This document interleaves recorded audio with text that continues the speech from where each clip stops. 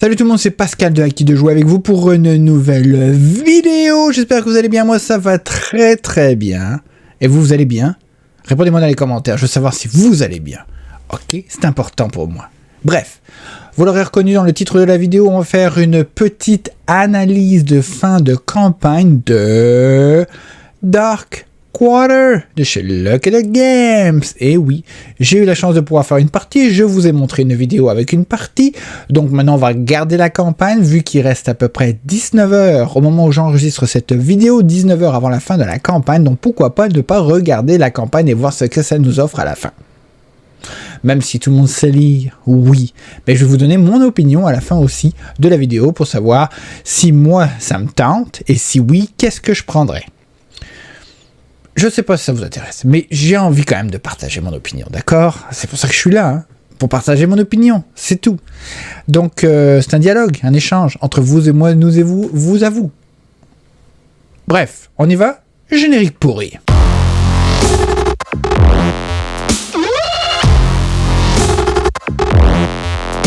Donc voilà la page, je reprends ma souris. Voilà la page de la campagne Kickstarter de Dark Quarter de chez Lucky Duck Games. Alors, je disais 19 heures qui restent avant la fin de la campagne. Nous sommes à 10 230 contributeurs, c'est beaucoup.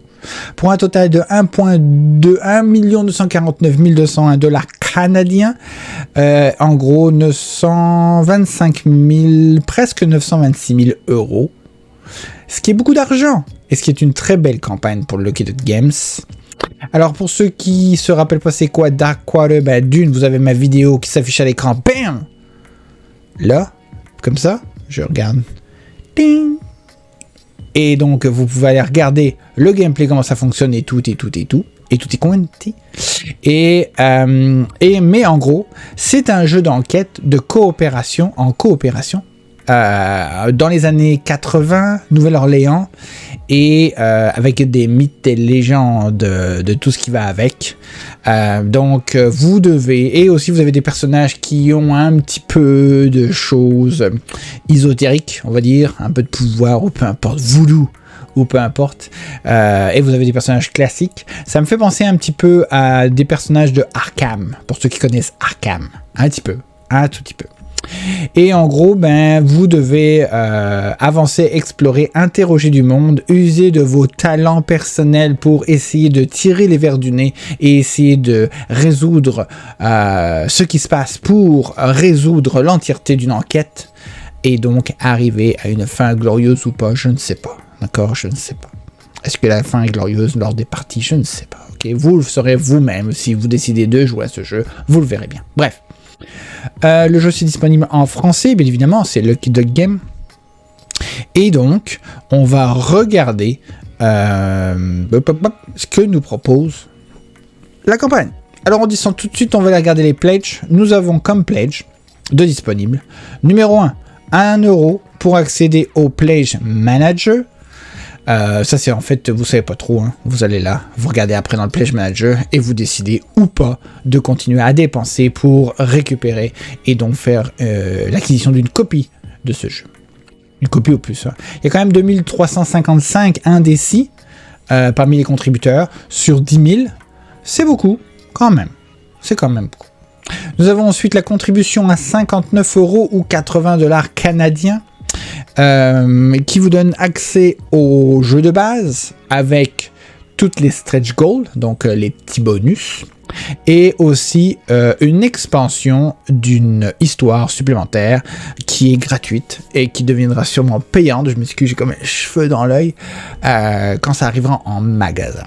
Ok. Donc ça c'est pour la contribution de base, on va dire, de rookie. Nous avons aussi une contribution à 94 €, 127 $ canadiens, qui s'appelle le Détective. Et là, ça vous donne accès à une autre extension qui s'appelle The Lost to the Night.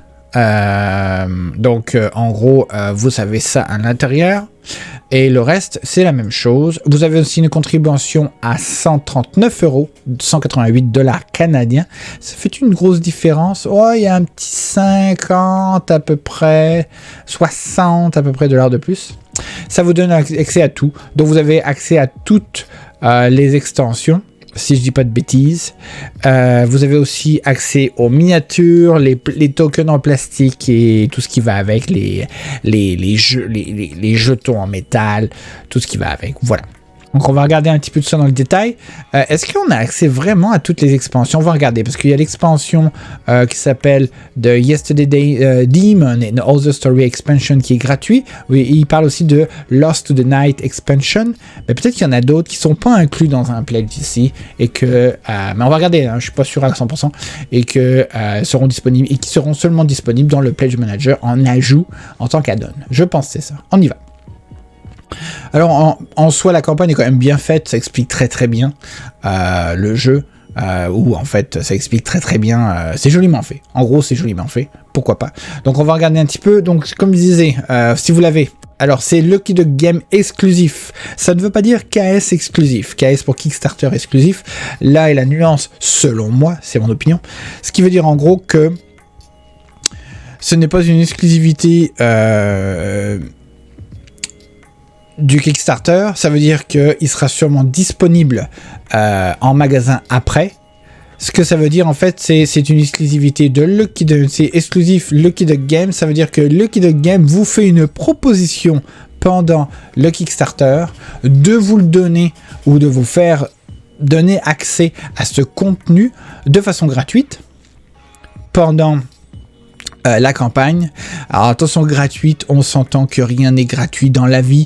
Tout est calculé, tout est du marketing, tout est du profit et perte, tout est calculé, on s'entend. Donc, si c'est gratuit, c'est écrit gratuit, mais au final, vous le payez pareil, hein, on s'entend, vous le payez pareil. Sauf que vous le payerez peut-être un petit peu moins cher, dissimulé dans le prix global du Kickstarter, que si vous avez à payer ceci en magasin, possiblement, un petit rajout supplémentaire qui a l'air de dire que ça serait 35 € quand ça arrivera en magasin. Voilà. Donc, en gros, vous avez ceci. Vous avez aussi accès à du contenu exclusif, on va dire, mais d'après ce qu'ils disent, c'est aussi des différents bundles. Donc en gros, prendre les bundles qui sont sur le côté, les différents pledges pour arriver à une diminution de prix par rapport à plus vous en prenez, moins, plus la diminution de prix est importante, contrairement à si vous attendez en magasin pour l'avoir. Donc comme je dis, ce sont, selon moi, encore une fois, des propositions d'exclusivité de la campagne, mais ça ne veut pas dire que ce ne sera pas disponible en magasin après. Ok ? Petite précision. Donc, si on descend encore, on va essayer de regarder le contenu, parce que c'est pas le contenu du jeu, c'est le contenu de ce que nous propose la campagne qui est intéressant. Donc, on a quoi d'autre? Blablabla, les différents personnages, tout ça. Donc, allons directement, c'est pour ça que la vidéo ne sera pas très longue, hein, on va aller directement à ce que nous propose. Donc, la fameuse expansion ici, qui est donc gratuite, et donc qui sera proposé et inclus dans tous les pledges que vous allez prendre, à part celui qui donne accès au Pledge Manager, bien évidemment. Vous avez aussi, donc ça comprend des lieux supplémentaires, une campagne supplémentaire, des histoires supplémentaires, des miniatures extraordinaires. Le démon est vraiment cool. Je pense que les miniatures sont un petit peu plus grosses. Oui, elles sont un peu plus grosses. Pourquoi je dis je pense? J'y ai joué, je l'ai. Donc les miniatures sont un peu plus grosses que dans Destinies, qui était vraiment très petite.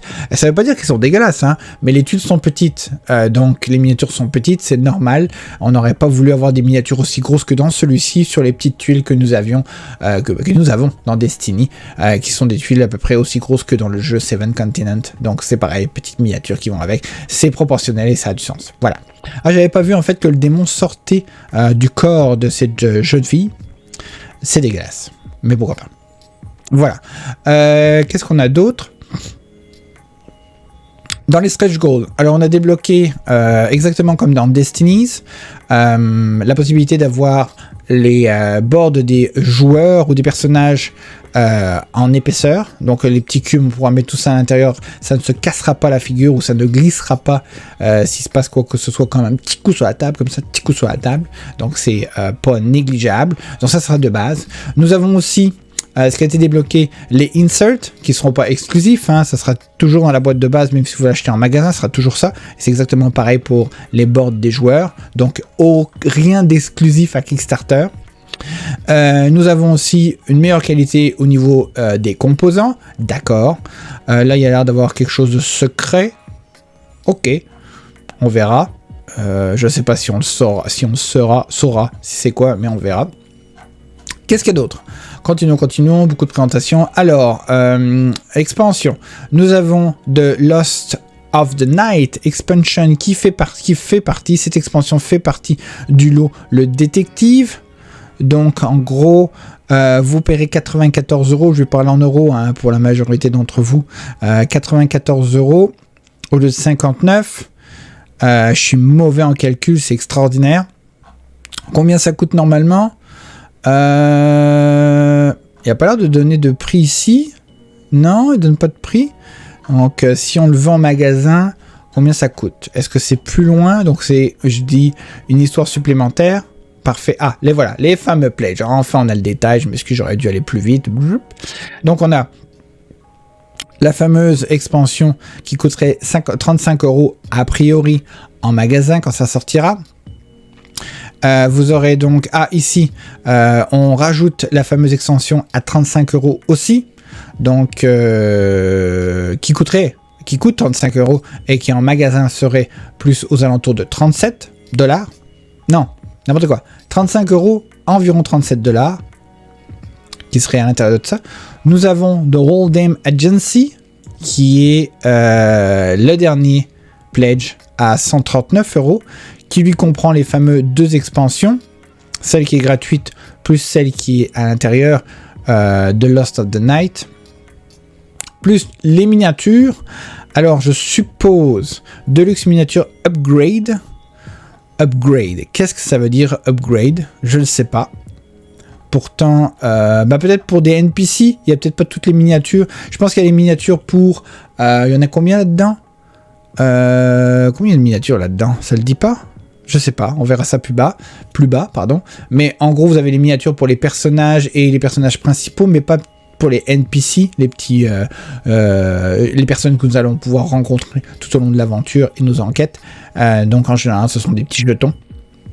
Je pense que là, il y a des miniatures qui vont avec. Donc c'est un supplément. Voilà.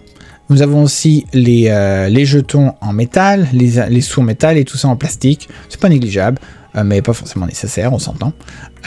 Voilà. Les add-ons, on peut les avoir séparément. Donc les miniatures. On a 2 larges et 18 NPC. C'est fameux ça, c'est pour les NPC. On les voit tous ici, donc ces fameuses personnes qu'on va pouvoir rencontrer pendant l'aventure. Et c'est tout. Je vois rien de plus. Vraiment rien de plus. J'ai beau essayer de regarder énormément de vidéos, bien évidemment. C'est extraordinaire d'ailleurs, hein. Et c'est bien parfait. Ça c'est très bien mordu, mais je ne vois rien de plus. Donc en gros, si j'essaye de résumer vite fait ce qu'on voit ici, je m'aperçois que il n'y a rien d'exclusif, ok?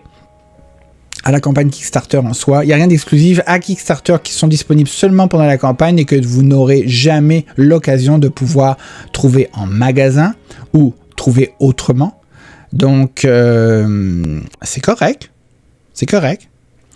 Mais est-ce que maintenant, ça vaut le coup de se jeter sur le Kickstarter plutôt que d'attendre en magasin? Je vous donne mon avis tout de suite après. Bon, la vidéo est terminée. Regardons ça. Qu'est-ce qu'on fait?